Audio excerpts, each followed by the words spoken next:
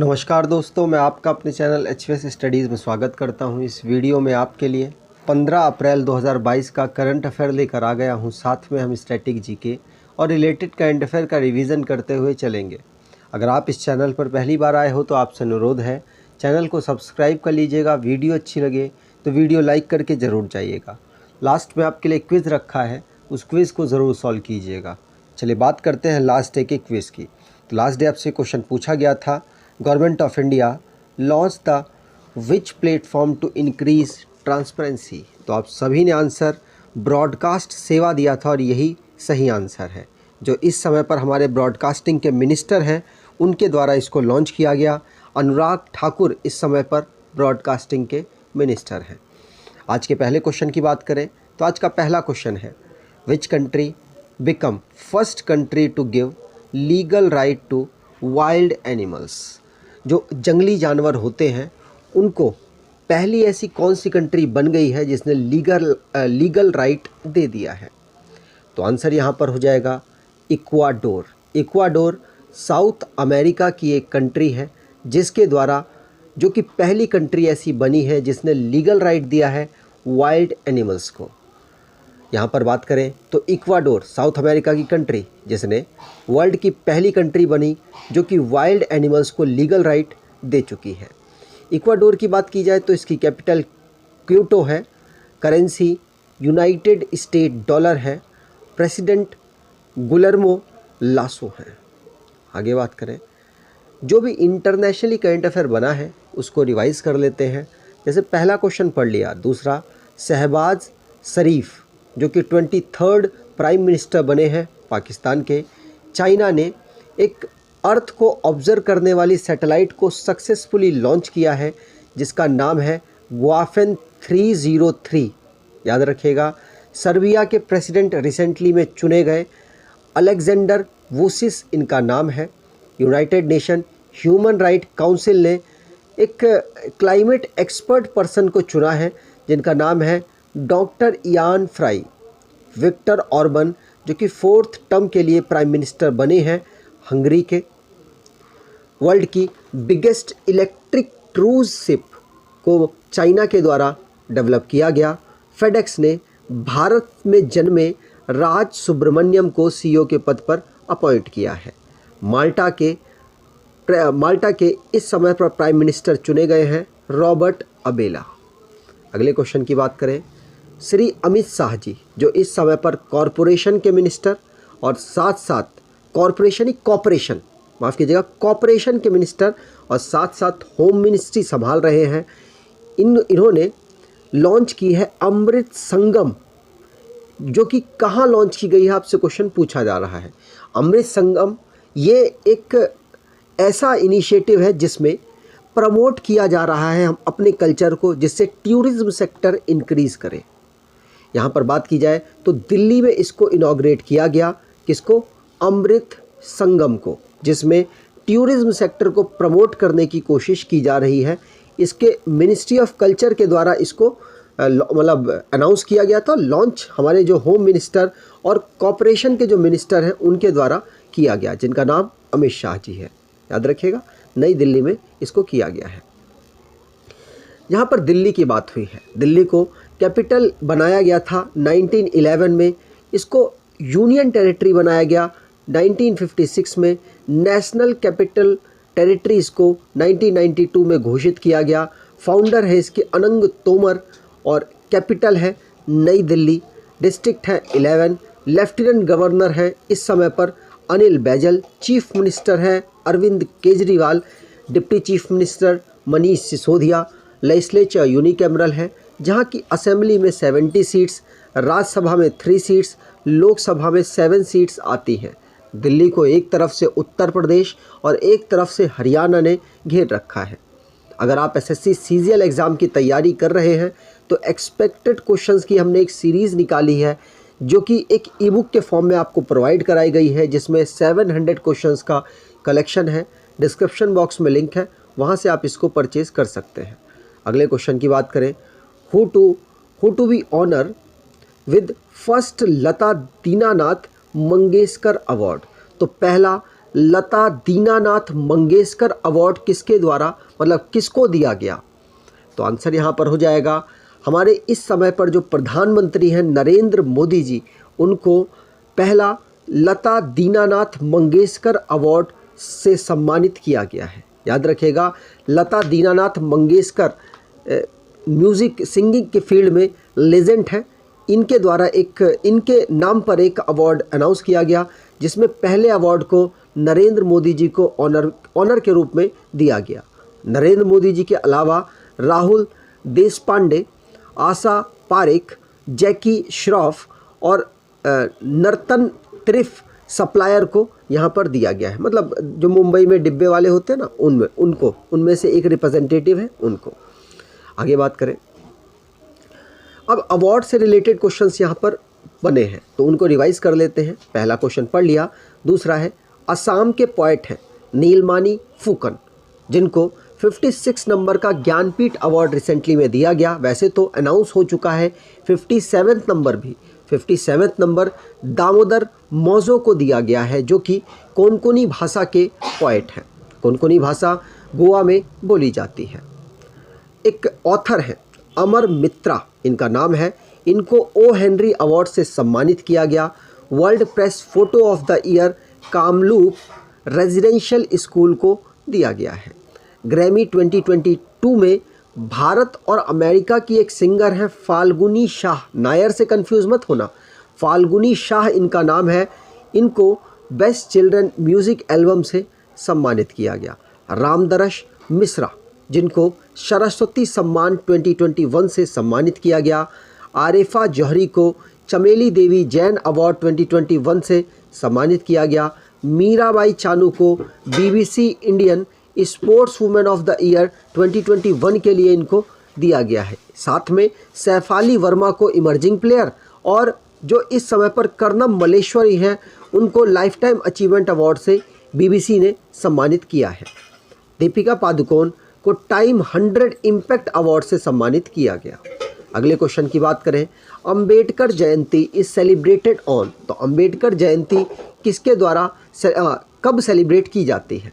तो आंसर यहाँ पर हो जाएगा अंबेडकर जयंती 14 अप्रैल को सेलिब्रेट की जाती है। आपको ध्यान रखना है, अंबेडकर जी हमारे कॉन्स्टिट्यूशन के बिल्डर हैं, मतलब कॉन्स्टिट्यूशन लिखने वाले पर्सन है, आर्किटेक्ट है। ये आपको ध्यान रखना है। पूछा जाता है आपसे इंडियन कॉन्स्टिट्यूशन के फादर कौन है, तो डॉक्टर अंबेडकर जी। इनकी जो बर्थ एनिवर्सरी 14 अप्रैल को मनाई जाती है। इस साल 131 इनकी बर्थ एनिवर्सरी सेलिब्रेट की गई।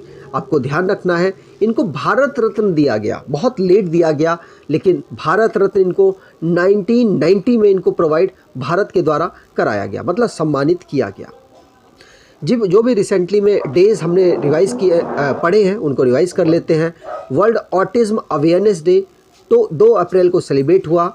नेशनल मैरीटाइम डे 5 अप्रैल। वर्ल्ड हेल्थ डे 7 अप्रैल। 57 CRPF वैल्यूर डे 9 अप्रैल। वर्ल्ड होम्योपैथी डे 10 अप्रैल। नेशनल सेफ मदरहुड डे 11 अप्रैल। 14 अप्रैल को अंबेडकर जयंती। और वर्ल्ड चगास डिसीज़ डे 14 अप्रैल। और 103 ईयर हो चुके हैं जलियांवाला बाग मैस्करस को, जो जलियांवाला बाग हत्याकांड हुआ था वो कब 103 डे हो चुके हैं। यहाँ पर डेट गलत हो गई है, टाइपिंग मिस्टेक है। 13 अप्रैल को ये हुआ था, याद रखें 13 अप्रैल 1919 को ये घटना घटी थी। अगले क्वेश्चन की बात करें, which bank to approve $2 million loan to support urban development in Nagaland. तो नागालैंड आपको पता है भारत के नॉर्थ ईस्ट का एक स्टेट है, जिसमें जो कि म्यांमार के साथ सीमा को टच करता है। उसको ADB के द्वारा $2 मिलियन का लोन प्रोवाइड कराया गया, जिससे कि वो अपने यहाँ पर अर्बन डेवलपमेंट कर सके, जैसे कि सीवरिंग सिस्टम को बेहतर कर सके, जो अर्बन में पानी की सप्लाई है उसको बेहतर किया जा सके, और भी जो अर्बन डेवलपमेंट के लिए ज़रूरी है वो वहाँ पर अपने कर सके। तो ADB के द्वारा ऐसा किया गया है, मतलब $2 मिलियन का लोन प्रोवाइड कराया गया है, जिससे कि अर्बन डेवलपमेंट, अर्बन इंफ्रास्ट्रक्चर को नागालैंड अपने डेवलप कर सके। याद रखिएगा ADB एशियन डेवलपमेंट बैंक, इसको फॉर्म किया गया था 1966 में, 19 दिसंबर 1966, पूरा याद रखिए क्योंकि एग्ज़ाम में डेट के साथ आजकल पूछा जा रहा है। हेडक्वार्टर फिलीपींस मनीला में है। इसके इस समय पर मेंबर 68 हैं। प्रेसिडेंट मसात्सुको असाकावा है जो कि जापान से बिलोंग करते हैं। अगले क्वेश्चन की बात करें, पहले first Khelo India national ranking women archery tournament held in which city? तो आंसर यहाँ पर हो जाएगा ये जमशेदपुर, झारखंड की एक सिटी है जमशेदपुर, वहाँ पर इसको हेल्ड किया गया, मतलब ऑर्गेनाइज कराया गया। पहली है इसलिए आपके लिए इम्पॉर्टेंट है। झारखंड के जमशेदपुर में भी टाटा आर्चरी अकेडमी में पहला खेलो India national ranking women archery को वहाँ पर ऑर्गेनाइज कराया गया साई के द्वारा। साई का मतलब है स्पोर्ट्स अथॉरिटी ऑफ इंडिया के द्वारा। आगे बात करें, यहाँ पर स्पोर्ट्स से रिलेटेड जो क्वेश्चंस बने हैं उनको रिवाइज कर लेते हैं। पहला क्वेश्चन पढ़ लिया। दूसरा, रविचंद्रन अश्विन, कल एक गलती हो गई थी, रविचंद्रन आर अश्विन में मैंने रिटायरमेंट बोल दिया था, लेकिन रिटायर्ड आउट हुए हैं, मतलब गेम बीच में ये बैटिंग कर रहे थे, कुछ प्रॉब्लम हो गई होगी तो रिटायर्ड आउट हो गए हैं। तो ये पहले ऐसे पर्सन बने हैं। आप लोगों ने कुछ करेक्ट करने की कोशिश की, मैं माफ़ी चाहता हूँ इसके लिए। अगले क्वेश्चन, तो ICC player of the month March के लिए बाबर आजम पाकिस्तान के और रकेल हायंस जो कि ऑस्ट्रेलिया की प्लेयर हैं। दीपिका पल्लिकल कार्तिक और सौरभ घोषाल, इन दोनों को, जो कि पहली बार ऐसा हुआ है जिन्होंने गोल्ड मेडल जिताया है भारत को वर्ल्ड डबल स्क्वैश चैंपियनशिप में। F1 ऑस्ट्रेलियन ग्रैंड प्रिक्स को चार्ल्स लेक्लेयर के द्वारा जीत लिया गया। रिया जाडौन जो कि 13 ईयर की बच्ची हैं, उनके द्वारा 11वें नंबर की DCG ladies open amateur golf championship को जीता गया। ईगा स्वितक जो कि मियामी ओपन टेनिस टाइटल को जीतकर नंबर 1 प्लेयर टेनिस की बन गई हैं। अगले क्वेश्चन की बात करें, India's gold import increases by how much percentage to rupees 46.14 वैसे पढ़ते हैं बिलियन इन 2021 to 2022। तो भारत में गोल्ड इंपोर्ट बढ़ा है, मतलब गोल्ड की जो आयतक है, खरीदारी है, वो भारत में बढ़ी है। कितनी बढ़ी है, कितने परसेंटेज बढ़ी है, और बढ़कर इतना मतलब पूरा बिजनेस हो चुका है 46.14 बिलियन का। तो आंसर यहाँ पर हो जाएगा भारत में 33.34% जो गोल्ड है, गोल्ड का इंपोर्ट है, वो इंक्रीज़ किया है। आपको बता दूं दूसरे नंबर पर जो कंज्यूमर है गोल्ड का वो चाइना है। वैसे भारत यहाँ पर टॉप पोजीशन पर है, आपको ध्यान रखना है। भारत में जो बड़ा है, मतलब गोल्ड का जो खरीदारी है वो बड़ी है। कितनी बड़ी है आप देख सकते हैं, करीब करीब $10 बिलियन के आसपास, 10-12 बिलियन डॉलर के आसपास इंक्रीज़ हुआ है, मतलब 33.34% का इंक्रीमेंट हुआ है भारत में इंपोर्ट का। अगले क्वेश्चन की बात करें, who's appointed as member board representative of ICC cricket committee. तो ICC की क्रिकेट कमेटी है, उसमें मेंबर के पद पर किसको अपॉइंट किया गया है? तो भारत से बिलोंग करते हैं ये, तभी चारों नाम भारत के हैं। इनका नाम है जय शाह। भारत के इस समय पर सेक्रेटरी के पद पर काम कर रहे हैं, मतलब BCCI में सेक्रेटरी के पद पर जय शाह काम कर रहे हैं। अमित शाह जी के बेटे हैं।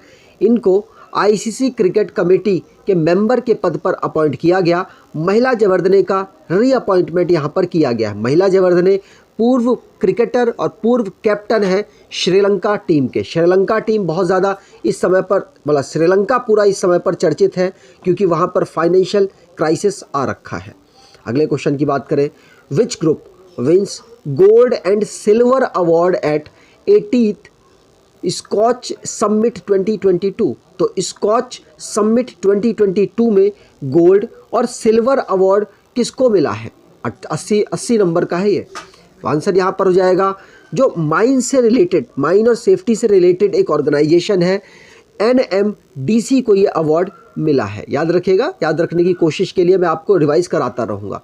तो NMDC की फुल फॉर्म है नेशनल मिनरल डेवलपमेंट कॉरपोरेशन को 80th नंबर स्कॉच समिट में इनको गोल्ड और सिल्वर मेडल, गोल्ड और सिल्वर दोनों इनको ही मिले हैं। याद रखिएगा, पूछा जा सकता है आपसे। स्टेट की एक PSU है। अगले क्वेश्चन की बात करें तो आज के क्विज़ की बात करते हैं। यूएन और FAO ने एक रिपोर्ट निकाली जिसमें बताया गया कि which city recognise as 2021 tree city of the world. तो दुनिया में tree city of the world किसको घोषित किया गया है, आपको डिटेल में आंसर कमेंट बॉक्स में देना है। अगर आपको ये वीडियो अच्छी लगी है तो आपसे अनुरोध है वीडियो को लाइक कर दीजिएगा और एटलीस्ट अपने कुछ दोस्तों तक शेयर ज़रूर कीजिएगा। धन्यवाद।